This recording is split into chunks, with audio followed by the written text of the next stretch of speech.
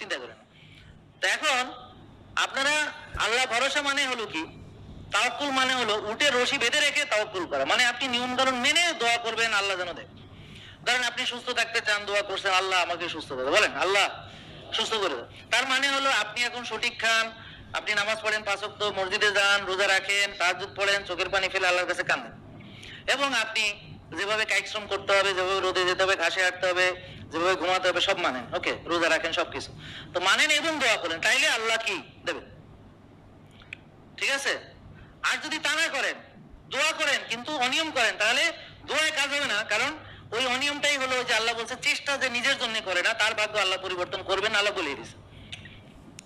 তাহলে এইখানে আপনি এই খাবার খাবেন, আপনার বাচ্চারা এই খাবার খাবে, কিন্তু আপনি গ্যাসের ওষুধ থেকে বাঁচতে চান, আপনি ডায়াবেটিস থেকে বাঁচতে চান, হৃদরোগ থেকে বাঁচতে চান, ক্যান্সার থেকে বাঁচতে চান, রিং পরানো থেকে বাঁচতে চান, সুস্থ থাকতে চান, ওষুধ মুক্ত থাকতে চান, অপারেশনে যেতে চান না, ইনসুলিন নিতে চান না, কাটাছাড়া হইতে চান না, তাহলে এখানে আমাদের মুনাফিকি আচরণ, মানে হিপোক্রেটিভ মনোভাব আমাদের ভিতরে, মানে আমি আমার সাথে নট অন্যদের সাথে, নিজের সাথে নিজে প্রতারণা বা জুলুম করছেন।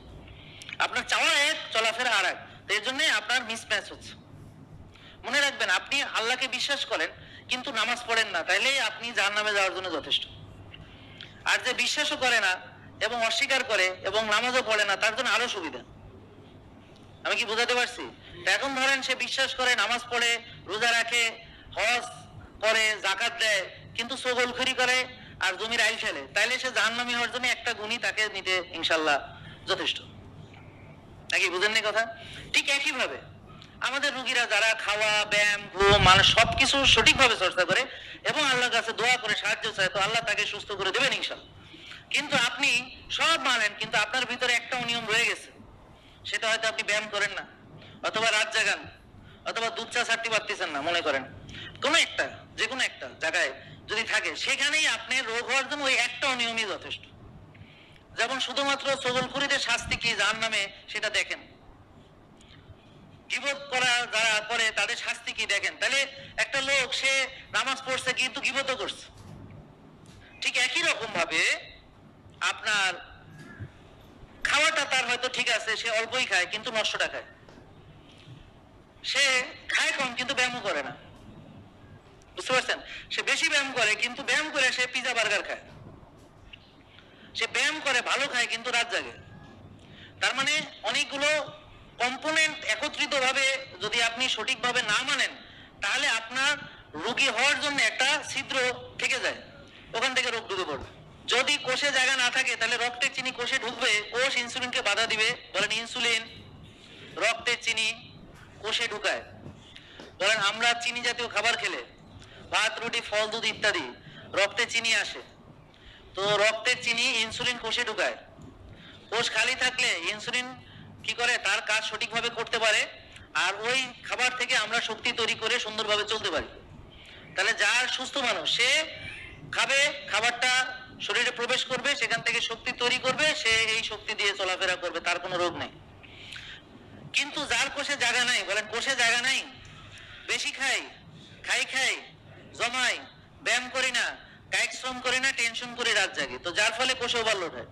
এখন কোষ ইনসুলিনকে বাধা দেয় যেন সে চিনি ঢুকাইতে না পারে, তো এখন কোষে চিনি ঢুকতে না পারে, রক্তের চিনি ধীরে ধীরে বাড়তে থাকে, এটাই হলো ডায়াবেটিস, মানে রক্তের চিনি বাড়া। বুঝলেন কথা? তাহলে ডায়াবেটিস মানে কি, রক্তের চিনি বেড়ে যায়। এখন ডাক্তাররা রক্তের চিনি কমানোর চিকিৎসা করে, আর আমরা কোষ খালি করার চিকিৎসা করি। এখানে হচ্ছে পার্থক্য, আমরা রোগের মূল কারণে চিকিৎসা করি, আর ওনারা হচ্ছে মূল কারণ ঠিক রেখে টালপালা ছাটে। যেমন ওনার 15 বছর ডায়াবেটিস পুষছে। আপনারা ভাবতেছেন বাংলাদেশের ডাক্তার এরকম করে, নট লাইক দ্যাট।